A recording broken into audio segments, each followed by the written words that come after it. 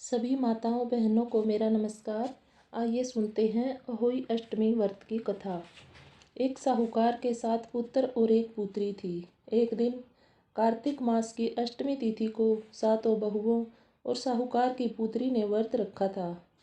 सभी ननंद भाभियाँ कुदान से मिट्टी लेने गई तो ननंद के हाथ से स्याऊ माता के बच्चे विनाशे गए। तभी स्याऊ माता क्रोधित हो गई और कहने लगी कि मैं तेरी कोख लूँगी। तो भाभियों ने कहा, अगर ननंद की कोख ले ली तो घर वाले हमसे बहुत नाराज हो जाएंगे।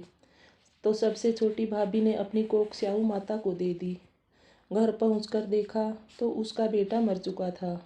छोटी बहू को अलग से घर दे दिया और वह बहुत उदास रहने लगी, क्योंकि उसकी कोई भी संतान नहीं थी। कोई संतान होती तो वह मर जाती थी। एक दिन उसके द्वार पर एक फकीर आया। उसने कहा, बेटी उदास मत हो, पूरे मन से श्रद्धा से गौ माता की सेवा कर, क्योंकि गौ माता और स्याऊ माता दोनों धर्म बहनें हैं। गौ माता तुझे तेरी कोख अवश्य दिलवाएगी। इतना कहकर फकीर बाबा चले गए। अगले दिन से ही छोटी बहू गौ माता की सेवा करने लगी। उसे चारा डालती, उसके लिए ताज़ा पानी रखती और उसका बिछावन भी साफ करती। कई दिनों तक ऐसे ही वह गौ माता की सेवा करती रही। एक दिन गौ माता ने पूछा कि तुम कौन हो और मेरी इतनी सेवा क्यों कर रही हो? तो साहूकार की बहू ने कहा, पहले वचन दो कि मैं जो कहूँगी तुम उसे पूरा करोगी। तो गौ माता कहने लगी, ऐसी भी क्या बात है जो तुम वचन ले रही हो? ठीक है, मैं वचन देती हूँ। एक वचन, दो वचन, तीजा वचन टलूँ तो नरक कुंड में जाऊँ। तब बहू ने गाय माता को आप बीती सुनाई और कहा, हे गौ माता, आप ही हैं जो मेरी कोख दिलवा सकती हैं। गौ माता कहने लगी कि तुमने तो मेरे छल से कान काट लिए, पर कोई बात नहीं, मैंने वचन दिया है, मैं तुम्हारी कोख जरूर दिलवाऊंगी। अगले दिन गौ माता स्याऊ माता के पास जाती है और स्याऊ माता बच्चों से कहती है कि तुम्हारी मौसी आई है, बैठने के लिए आसन दो।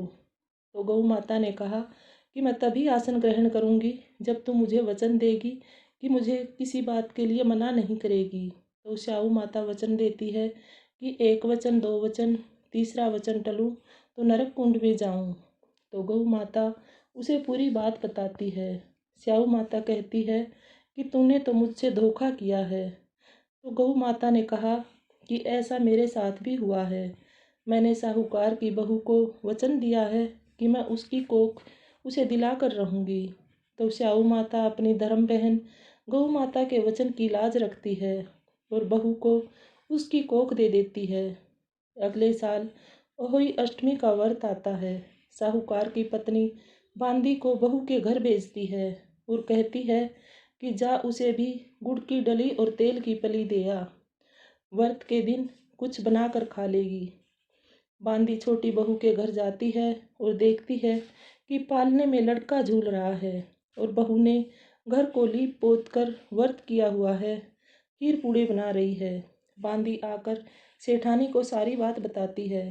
तो सेठानी कहती है कि अरे लोग तो ताने मारते हैं, क्या आज तू भी ताना मारेगी? तो बांदी ने कहा, नहीं सेठानी, एक बार चलकर अपनी आँखों से देख लो तो तसल्ली हो जाएगी। दोनों बहू के घर जाती हैं तो सेठानी खुश हो जाती है और बहू से पूछती है कि जान जने या बिनान जने, इसका मतलब है कि अपना बेटा जना है या किसी पराये का है। तो बहू ने कहा, नहीं सासू माँ, मैंने तो गौ माता की सेवा की थी और उसी ने मुझे मेरी कोख दिलवाई है।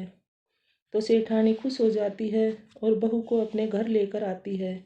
पूरा परिवार खुशी खुशी रहने लगता है। तो कहते हैं कि पहले आई ऐसी किसी को न आए और बाद में जो आई ऐसी सबको आए। आपका अहोई अष्टमी व्रत सफल हो, आपकी संतानें हमेशा निरोग रहें, खुश रहें, सुखी रहें और आपके घर परिवार में खुशियाँ बनी रहें। बोलो अहोई माता की जय।